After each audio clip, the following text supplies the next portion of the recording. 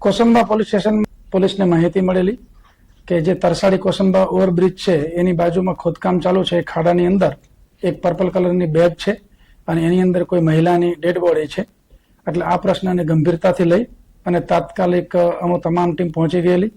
આ બાબતમાં ઉપરી અધિકારી અમારા માનનીય આઈજીપી સાહેબને બ્રીફ કરવામાં આવેલા અને ઘટનાની ગંભીરતાથી લઈ અને તાત્કાલિક અલગ અલગ ટીમો એક્ટિવ કરવામાં આવેલી અને મર્ડર સાથે પુરાવાનો નાશ એ પ્રકારનો ગુનો દાખલ કરી અને આગળની કાર્યવાહી હાથ ધરેલી. આ જે ડેડ બોડી હતી એ વણ ઓળખાયેલ ડેડ બોડી હતી. એટલે સૌથી પ્રથમ અમારી પ્રાથમિકતા એ હતી કે જે મહિલા છે એ મહિલાની ઓળખ થાય, જેથી તાત્કાલિક ટેકનિકલ ટીમ અને જે બાતમીદારો માટેના સંપર્ક કરવામાં આવેલા અને એ દરમિયાન એવી માહિતી મળેલી, થોડુંક માહિતી ટેકનિકલ ઇનપુટ્સથી મળેલી, અમુક માહિતી જે છે એ હ્યુમન સોર્સિસથી મળેલી કે રવિકુમાર શર્મા નામનો એક વ્યક્તિ છે એ ત્યાં નજીકમાં જે એક કોલોની છે એની અંદર રેન્ટેડ ભાડા ઉપર રહે છે અને એ વ્યક્તિ શંકાસ્પદ છે. તાત્કાલિક અમારી ટીમો એક્ટિવ થયેલી અને એ વ્યક્તિ જે રહેતો હતો એની રૂમ બંધ હતી. એટલે એની વિગતો કઢાવવામાં આવેલી અને એની વિગતો કઢાવી ત્યારે એના ફોન સ્વિચ ઓફ થઈ ગયેલા અને તાત્કાલિક ટીમોને રવાના કરેલી. ટેકનિકલ ઇનપુટથી માહિતી મળેલી કે બાય ટ્રેન એ વ્યક્તિ દિલ્હી તરફ જઈ રહ્યા છે અને એનું મૂળ વતન જે છે એ મુઝફ્ફરપુર જિલ્લો બિહાર ત્યાંનો છે. અહીંથી ટીમ એક્ટિવ કરેલી. અન્ય રાજ્યોની, બિહારની, હરિયાણાની, યુપીની પોલીસના સંપર્ક કરવામાં આવેલા, આરપીએફનો સંપર્ક કરવામાં આવેલો અને અમારી ટીમો રવાના થયેલી. અમારી જે ટીમ છે એને આ આરોપી રવિકુમાર શર્મા ની ધરપકડ ફરીદાબાદથી કરી લીધેલી છે અને ફરીદાબાદ ક્રાઇમ બ્રાન્ચ છે એને ખૂબ સપોર્ટ કર્યો છે, આરપીએફે ખૂબ સપોર્ટ કર્યો છે અને અમારી ટીમ જે છે એને કોર્ટમાં રજૂ કરી ટ્રાન્ઝિટ વોરંટ લઈ અને પરત થઈ ગયેલ છે અને આરોપીને હસ્તગત કરી અને આગળની જે બધી કાર્યવાહી છે એ હવે કરનાર છીએ.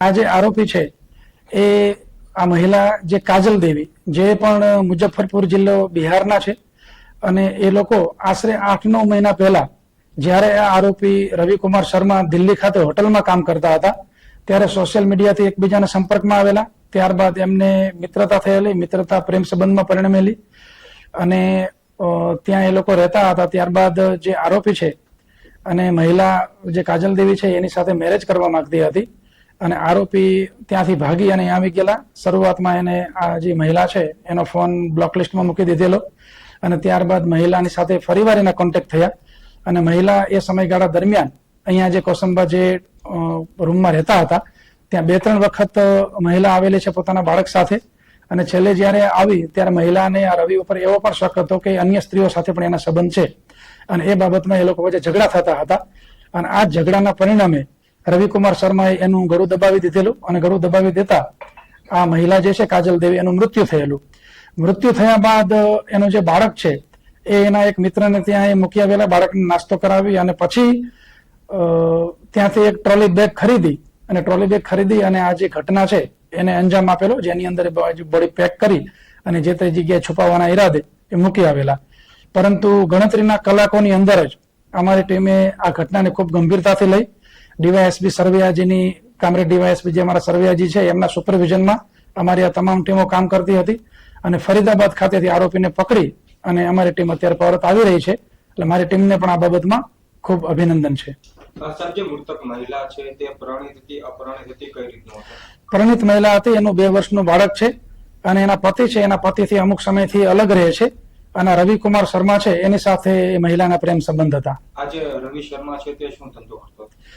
જ્યારે દિલ્હી કાજલ દેવી સાથે એમના સંપર્ક થયેલા ત્યારે હોટલમાં કામ કરતો હતો અને અહીંયા જે છે એક પ્રાઇવેટ ફેક્ટરીમાં કામ કરે છે. જે જગ્યાએ રહે છે ત્યાંથી લગભગ 1.5 કિલોમીટર વિસ્તારમાં જે ફેક્ટરી આવેલી છે અને અન્ય પણ અમને ઘણા બધા અલગ અલગ પુરાવા મળેલા છે અને ખૂબ સાયન્ટિફિક પદ્ધતિથી FSLની મદદ લઈ અને આ તપાસ કરવામાં આવશે અને આરોપીને કડકમાં કડક નામદાર કોર્ટ દ્વારા સજા થાય એ પ્રકારના પૂરતા પ્રયત્નો કરવામાં આવશે.